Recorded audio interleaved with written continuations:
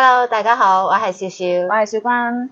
咁今集咧要同大家介紹兩隻平板喎。我哋上一集有介紹過啦，Doogee 呢個平板 T36賣得非常之好。咁咧，依家公司為咗支持我哋，佢哋攞咗兩個升級版本嘅平板俾我哋喎。大家可以睇到，有一隻11寸，有一個12寸。你呢隻咧佢係512GB 嘅喎，佢個內存咧大咗1倍喎。比之前嗰隻係升級咗1倍喎，512係非常非常之夠用噶啦。依家市面上咧冇一隻有牌子嘅，人哋係賣緊512GB啊，最多都係256。咁我哋呢隻係512喎，同埋佢哋為咗支持我哋，價錢都唔會好貴。所以大家想知道價錢係幾多咧，可以睇落去。咁上一集雖然賣到好多平板，咁都有好多人問我哋 Doogee 係咩牌子？佢係咪華強北自己做嗰啲牌子咧？我哋在呢度咧同大家講一聲，真係唔係嚟嘅。佢係一個比較老嘅品牌嚟嘅啦，所以佢個啲電池啦、內存啦，全部都唔會虛標嘅，係幾多就係幾多。所以大家唔使擔心去買到嗰啲假內存啦。同埋咧，如果大家真係唔知道佢係一個咩牌子，我依家都可以用我哋嘅最好用，大陸依家個個都中意嘅杜老師問下佢都可以 detect 到呢個牌子㗎。我哋依家問下杜老師咧，呢個 Doogee 係咩牌子嚟嘅？輸入落去 Doogee 係咩品牌？佢呢度咧，佢有講埋佢係邊個集團旗下嘅。咁佢係2013年嘅成立嘅呢個公司，所以佢唔係話一個依家先 hit 平板嘅時候佢先做嘅，佢已經係做咗好耐呢啲產品啦。同埋咧，佢最主要咧係主打嗰啲新品手機啦、平板啦，所以呢啲平板都仲係做得好成熟嘅啦。同埋咧，佢最主要咧係做嗰啲海外市場嘅，所以佢個酷歌系統啦係非常之穩定啊！大家唔使擔心話，驚佢嗰啲係拆機出嚟嘅，唔係㗎，佢係本身咧就已經係酷歌系統嚟㗎啦。所以佢喺呢度都可以查到佢公司個情況嘅，所以大家都可以放心購買，係一定係一個有牌子嘅，唔係嗰啲渣嘢嚟嘅。我都驚人哋唔相信我哋512GB喎，係咪覺得我太誇張啦？呢個內存呢個價位做唔做得到？咁我哋咧都用咗軟件測試俾大家睇。呢個軟件咧就係模仿你真實把500幾個 GB 嗰啲文件啊，直接存咗呢個裏邊，就係真實係有呢個內存佢先可以做到嘅。所以我哋呢個傳嗰啲嘢個時間要好耐時間嘅，所以我哋先做咗。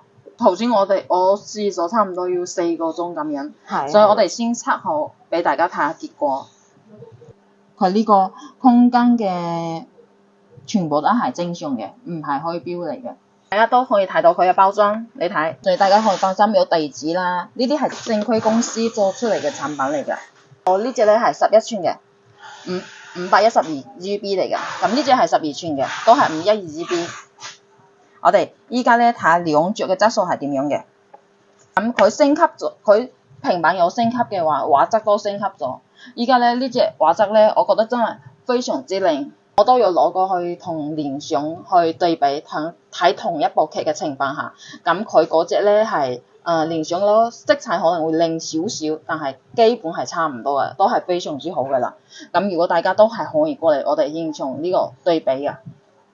咁佢譬如嗰啲酷歌啊、YouTube 啊呢啲全部都係已經係 download 好晒㗎啦。嗱，佢個畫質啦都好靚嘅，睇戲啦完全係冇問題啦。同埋咧，我頭先講咗啦，佢係512GB，咁佢個 Win 數係幾多咧？我哋大家都可以睇下。嗱，512GB，咁呢個型號係 T40嘅，大家可以睇到運行佢係8GB加12GB。咁8GB同12GB係咩意思咧？8GB咧，依家在市場上嗰啲平板咧，其實都算快㗎啦。譬如我哋聯想嗰啲12寸啦、12.7寸啦，全部都係8GB Win 嘅。咁呢部咧，佢都係跟埋佢都係8GB Win 嘅。咁6GB咧已經係比較慢啲㗎啦，好少人用6GB㗎啦。6GB係你譬如日常打開微信啦、睇下視頻係冇問題。咁8GB咧，佢係可以支持到你打機啦，你打機嘅同時後台仲打開微信啊呢啲啊係冇問題，唔會俾後台殺咗㗎。因為有啲如果你6GB嘅話，可能帶唔到遊戲咧，你打開遊戲嘅話，後台唔可以開太多。咁呢個咧，佢後台咧係可以開比較多嘅 Apps，唔會俾殺咗，唔會俾退出。所以大家買嘅話都可以注意一下，8G真係比較好嘅一個優點啦。咁12G咧，佢係一個開你嘅內存嚟㗎，就係佢從512呢度借咗12G俾呢個擴充。咁擴充呢個有冇好處咧？就係可以幫你開多幾個後台，就譬如你平時咧可能開3、4個啦，咁依家可以開到5、6個啦咁樣嘅。所以呢個係8+12嘅，可以變成20G。咁呢個咧佢係11寸個屏幕，個芯片咧都係行緊 G99嘅。G99大家都知啦，係一個算比較唔錯嘅芯片嚟嘅，都係一樣打到遊戲㗎啦。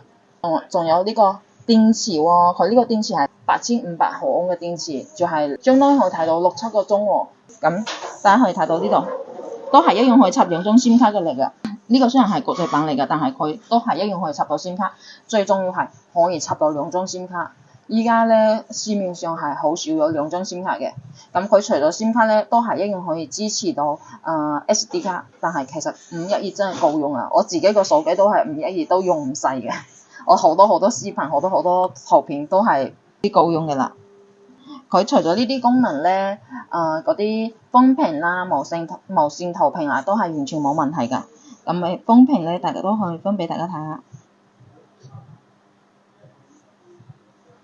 分屏咧，佢11寸分完之後，兩個屏幕都好大㗎。你可以一邊睇 YouTube 啦，或者係睇電影電視劇啦，一邊係去卜信息啦，或者係我哋有送1機1碼，你一邊睇跑馬啦，一邊落燈啦，都 OK 㗎，都係一個非常之唔錯嘅功能。咁無線投屏咧都可以用到嘅，你呢度拉落嚟，嗱，佢都係可以有無線螢幕投放啊，呢啲功能全部有晒㗎啦。咁佢個速度咧都係好快㗎，唔會卡㗎，你睇，好快嘅，色彩都係好靚，嗰啲字體咧真係唔會虛。咁呢隻係11寸嗰個介紹啦，呢個係12寸嘅，都係一樣512嘅。呢個咧個屏幕更加靚啲。咁我哋都一樣俾大家睇下佢嘅配置啦。呢個係 T40 Pro 嚟㗎，升級咗。咁呢個都一樣係8+12嘅，都係一樣512GB。咁呢個12寸個電池咧，佢呢個係10000毫安嘅電池啦，18800毫安嘅電池，咁續航時間會更加長啲，適合嗰啲唔中意經常充電㗎。你睇一部劇咧都要去充翻電先可以再睇，咁呢個唔使啦，可以睇好多戲啦。咁都係一樣行緊 G99呢個芯片啦，一樣都係可以插2張 SIM 卡嚟㗎。嗱，呢部機咧係電池大咗。size 屏幕大咗，咁畫質咧都有升級咗，會更加好啲。呢個咧係完全可以同聯想比㗎啦。咁速度咧都係一樣好快，唔會卡嘅呢個。咁佢其他功能咧都係同11寸一樣，分屏啦、無線投屏啊，呢啲全部都有晒㗎啦。同埋呢兩個屏幕咧都係支持面容解鎖嘅，就係人面解鎖都冇問題嘅。呢兩部平板咧都係超薄嘅喎，同埋超輕。我哋呢隻12寸嘅，我攞聯想嗰隻12寸。我哋之前咧有講過聯想呢隻12寸係所有平板裏面最薄嘅一個係嘛？咁我哋依家對比一下，嗱，兩隻真係差唔多㗎。係啊，所以佢都係算超薄，因為有啲人係唔中意帶住咁重啊，或者係咁厚身嘅一個平板出街嘛。咁呢隻係超薄，兩隻都係超薄嘅。少少你可以攞下對比下兩個重量都係一樣嘅，真係差唔多兩個重量。可能呢個仲輕過聯想少少。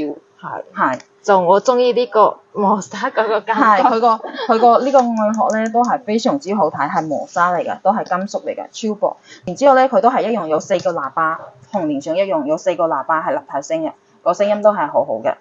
咁呢個平板咧，我哋依家咧除咗係升級咗512GB 同埋畫質啊、內存啊全部升級咗，我哋之前嗰個 T36送嘅嗰啲咩1機1碼啊。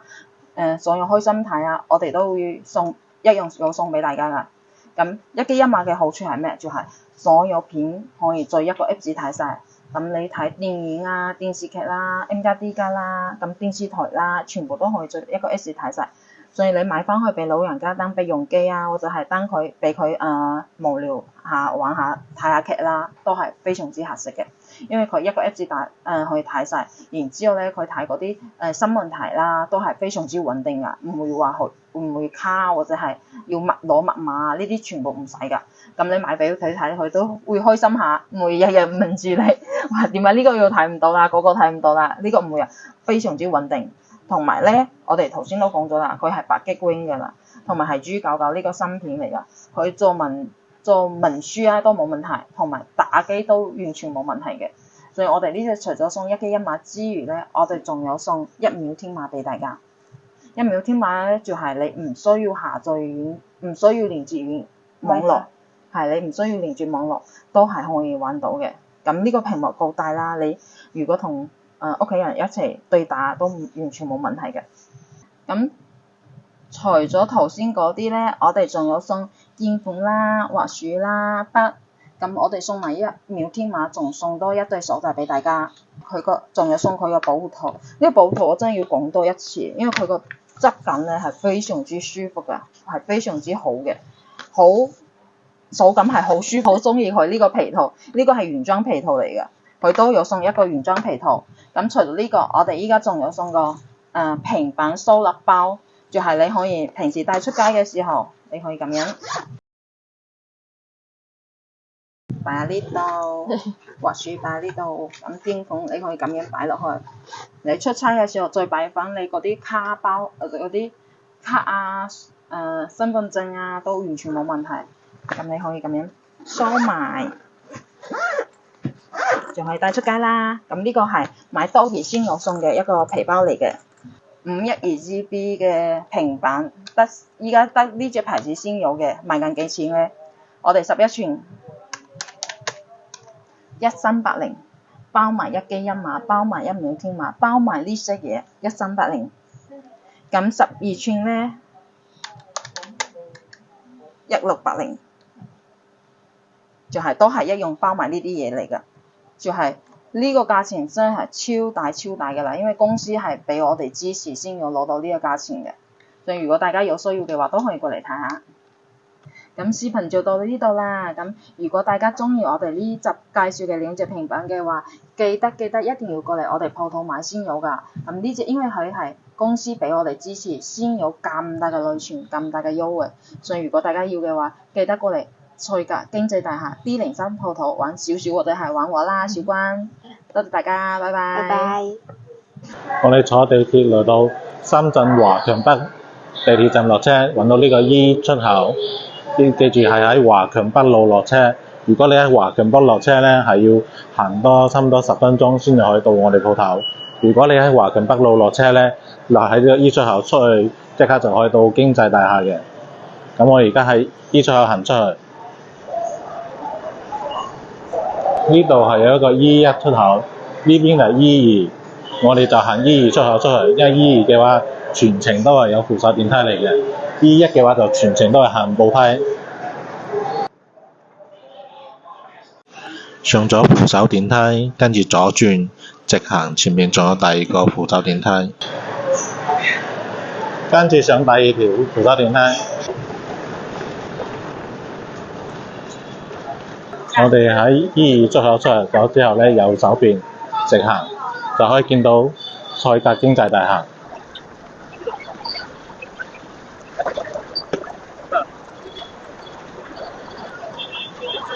咁記住喺呢度咧，大門口係有寫住經濟大廈4個字嘅。跟住我哋喺左手邊入去，望到 D03號鋪就係我哋嘅小店鋪啦。